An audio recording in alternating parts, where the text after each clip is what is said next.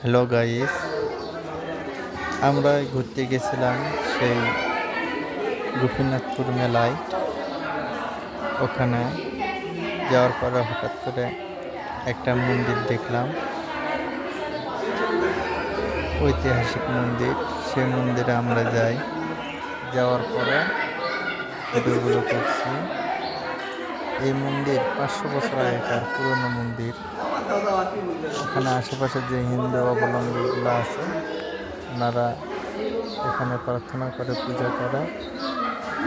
সামনে দেখেন কত দোকান পাট সামনে।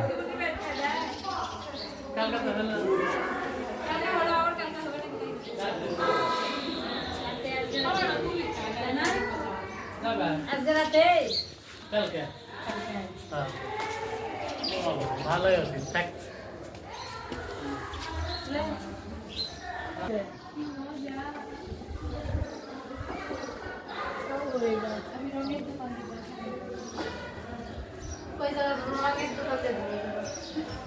রং